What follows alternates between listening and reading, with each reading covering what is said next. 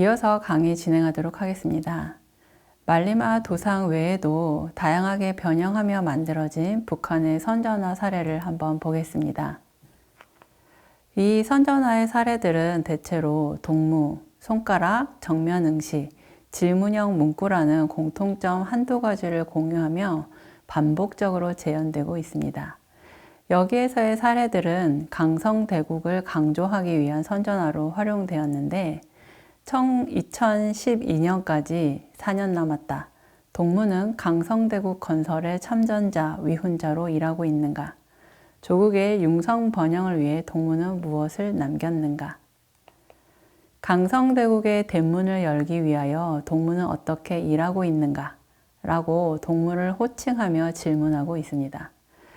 이 강성대국 담화는 1998년 8월 22일자에 실린 같은 제목의 노동신문 정론에서 처음 제시되었습니다. 정치, 사상 강국의 토대 위에 경제 발전을 도모해 사회주의 강국을 건설하자라는 내용으로 고난의 행군, 사회주의 강행군 등 경제 위기를 넘기고 강성대국 건설의 가장 중요한 과업이 경제 건설임을 강조하고 공식화했다라는 의미를 갖습니다. 이 시기에 제작된 선전화에는 강성대국에 대한 강조와 이를 위한 실천을 강조하는 강력한 인민동원의 호소가 두드러집니다. 그리고 이 사례들은 그 이후에 100일 전투, 80일 전투에 활용되었던 선전화를 오늘날 2022년에 다시 노동신문에 실으면서 강조하고 있는 선전화입니다. 여기에서도 동무는 오늘 계획을 다하였는가? 동무는 오늘 전투 계획을 수행하였는가? 라고 동일한 말 언어의 형태를 보여줍니다. 100일 전투, 80일 전투에서 보듯이 경제 건설을 전투, 정격전 등의 전쟁으로 묘사하면서 배경에 경쟁 도표를 가시적으로 보여주고 있기도 하죠. 이처럼 경제 발전과 자력 갱생을 위한 속도전을 경쟁적으로 독려하고 있다는 것을 알 수 있습니다. 이 그림에서 노동자는 한 손으로 충성의 80일 전투 기록을 짚고 있으면서 동시에 다른 손으로는 충성의 돌격전, 치열한 철야전, 과감한 전격전 등의 경쟁 도표를 가리키고 있습니다. 이 선전화를 보고 있는 동무는, 즉 이 선전화에서 호명하고 있는 동무는 전격적으로 충성의 전투에 나서야 한다는 강력한 권고입니다. 그리고 다른 많은 선전화에서도 정면을 가리키는 손가락이 활용되거나 관객을 바라보는 정면 응시의 시점이 활용되었습니다. 이러한 특징들은 모두 동무는 천리마를 탔는가 도상에서 유래된 변형이라고 할 수 있습니다. 북한은 이러한 선전화를 오늘날에도 반복적으로 다시 불러내어 재각성시키고 있는 것이죠. 포스터를 도상 해석을 하기 위해서는 화면을 먼저 전면과 후면으로 분할해서 분석할 수 있습니다. 실제로 북한에서는 전면과 후면의 내용을 복합적으로 구성하여 의미를 반복하거나 강화하는 전략을 사용합니다. 대체로 북한의 선전화에서 전면에는 성군 정치, 주체 혁명, 정통성 계승, 당의 정책과 지침, 산업 목표, 반미, 반일 등 매우 다양하게 제기됩니다. 그리고 후면에서는 반미, 반일에 대항하는 전쟁이나 과거에 대한 기억, 민족적인 도상, 산업발전과 도시화, 대중집회, 총칼 등의 무기, 세계지도 등 다양한 내용을 담고 있습니다. 그러나 이러한 주제별 분석은 전체주의 사회에 이미 내재된 강압적 권력과 총동원을 요구하는 닫힌 총체성을 드러낸다는 점에서 사실상 동일한 목소리를 가진다고 볼 수 있습니다. 특히 동무는 천리마를 탔는가 선전화는 북한에서 높은 평가를 받으며 대대적인 성공을 거둔 도상이기도 하고 1958년에 시작된 천리마가 현재의 말리마 속도전으로 강화되고 있기 때문에 이후 북한의 수많은 선전화에 여전히 반복적으로 패러디되고 활용되고 있는 대표적인 도상입니다. 그런데 이 천리마 도상은 전면과 후면에서 활용되어 중첩된 시선과 중첩된 메시지를 동시에 던지는 다층적인 의미로 그 내용을 강화하는 것으로도 작동되어 왔습니다. 때로는 전면에서 재구성되기도 하고 때로는 뒤에 배경으로 처리돼서 여전히 경쟁과 속도를 다그치는 것으로 내재화, 규율화하고 있는 것이죠. 그러면 전면과 후면에서 활용되고 있는 사례를 살펴보겠습니다. 전면에 사용된 사례는 천리마 도상을 다양하게 변조하여 활용하는데 여기에서의 사례는 천리마를 여러 무리로 그려서 목표하는 것으로 나아가는 것을 이미지화하고 있습니다. 노동자, 달리는 말의 속도감, 휘날리는 붉은 깃발 등이 전면에 배치되어 있습니다. 말을 타고 있는 인물들은 굳은 의지로 앞을 향해 다그닥다그닥 커다란 소리를 내면서 나아가는 것 같은 효과를 내고 있습니다. 그리고 후면에는 공장이나 산업화된 도시를 배경으로 배치하여 이들이 목표로 하는 것이 무엇인지를 가시화합니다. 기존의 천리마 도상에서도 이러한 산업화, 도시화 이미지가 배경에 들어갔었는데 여기에서도 그러한 이미지가 중첩되고 있는 것이죠. 후면에 천리마 도상이 사용된 사례는 다양한 주제에서 다양한 버전으로 활용되었습니다. 천리마 대고조의 전통을 살려서 성군혁명, 강성대국, 조국 번영, 새로운 혁명, 말리마 속도 창조 등으로 나아가자는 강한 속도감과 인민의 총동원을 추동하는 메시지를 담고 있습니다. 여기서 보여지는 사례들은 후면에 동무는 천리마를 탔는가 도상이 그대로 배경에 들어가 있습니다. 그리고 전면의 노동자와 천리마 도상도 마찬가지로 정면 응시와 손가락 그리고 동무라는 말 언어가 동시에 들어가 있습니다. 이것은 전면과 후면이 이중적으로 중첩된 구조로 재현되어서 인민을 분명하게 호명하며 인민에게 전달하고자 하는 메시지를 매우 강력하게 확대 재생산하면서 강조하고 있는 것입니다.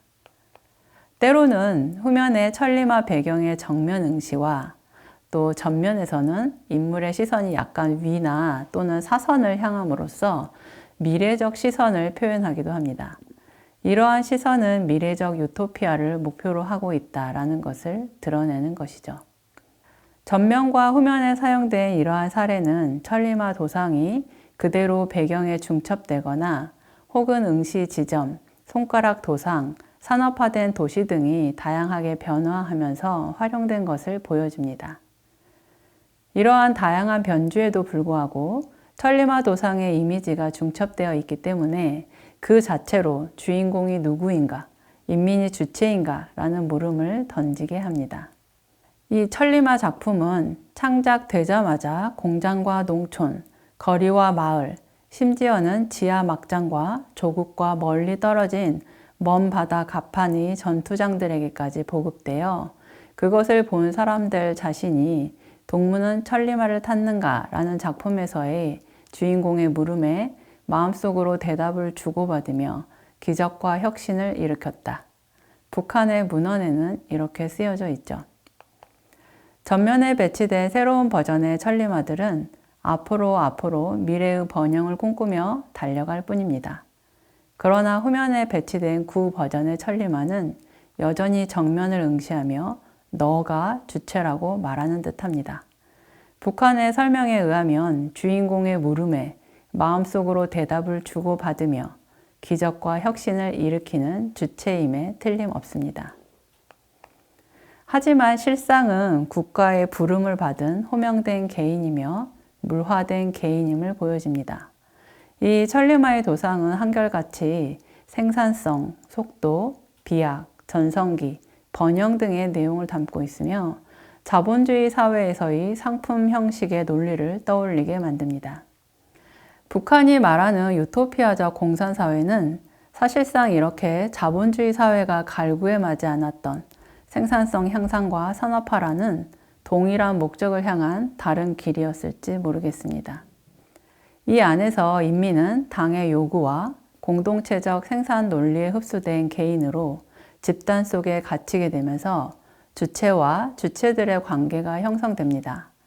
북한의 선전화에 나타난 경제적 생산성을 촉구하는 속도전과 산업화를 강조하는 이러한 이미지의 결합은 북한이 겪고 있는 경제난과 저생산성에 대한 미망을 차단하고 유토피아적 사회를 꿈꾸는 몽환적 미망을 창조하는 데 기여합니다.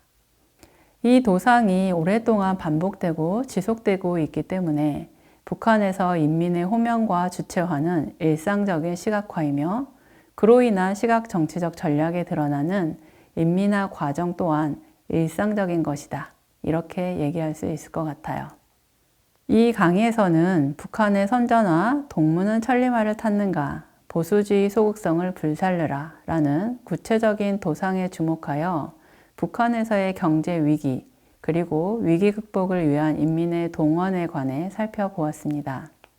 이 선전화에 주목해야 하는 이유는 북한이 김일성 시대부터 현재 김정은 시대까지 이어지는, 즉 천리마에서 만리마까지의 경제적 속도전에 담긴 북한의 시각 정치적 의미와 전략을 보여주는 매우 핵심적인 도상이기 때문입니다. 주요 내용을 정리하자면, 첫째, 선전화 동무는 천리마를 탔는가와 이것을 차용한 많은 버전의 선전화들은 김일성 시기부터 천리마 속도전을 강조해 온 것이 현재까지도 만리마 속도전으로 확대 재생산되고 있다는 것입니다.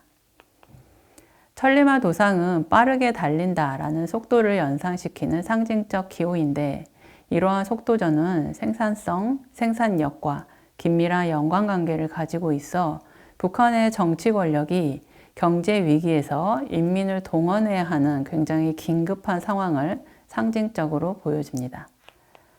둘째, 선전화에 등장하는 노동자의 손가락과 정면 응시의 시각 언어, 그리고 동물을 부르며 질문하는 말 언어는 북한이 인민을 직접 호명하는 것입니다.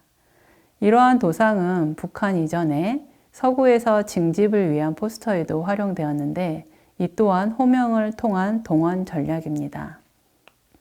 알티세르의 호명 이론에 의하면 국가는 이데올로기적 국가 장치를 이용하여 국민, 인민을 주체로 직접 호명하고 그것이 인민을 동원하는 메커니즘으로 작동되는 것입니다. 그런데 더 깊이 나아가면 인민을 동무라고 호명하는 지도자 혹은 국가는 대문자 주체로, 그리고 그 질문에 응답하는 동무는 소문자 주체들이 된다는 것을 논의했습니다. 북한에서 인민의 호명은 인민의 동원을 위한 국가의 인민화이며 실질적으로 인민은 대상화됩니다. 셋째, 이 선전화는 현재까지 수많은 선전화에서 매우 다양하게 차용되며 여러 버전들로 변주되었는데, 이 천리마 도상이 전면과 후면에서 동시에 작동되는 중첩된 이미지와 메시지의 이중 구조들을 통해 그 의미를 강조하려는 전략을 확인할 수 있습니다. 북한은 인민을 진정한 주체가 아닌 호명하는 대상으로 객체화함으로써 국가의 이데올로기적 권력을 드러내고 있습니다. 생산성과 속도, 경쟁과 번영을 추구하는 끝없는 산업화와 경제 발전의 요구가, 그리고 북한 체제가 경제 위기를 겪을 때마다 정당성 확보를 위한 국가의 요구가 인민을 동원하는 인민화 현상으로 드러나는 것입니다. 북한의 경제는 여전히 어렵습니다. 그런 북한은 여전히 묻고 있는 것만 같습니다. 동무는 천리마를 탔는가? 라고요. 오늘 강의는 여기까지입니다. 감사합니다.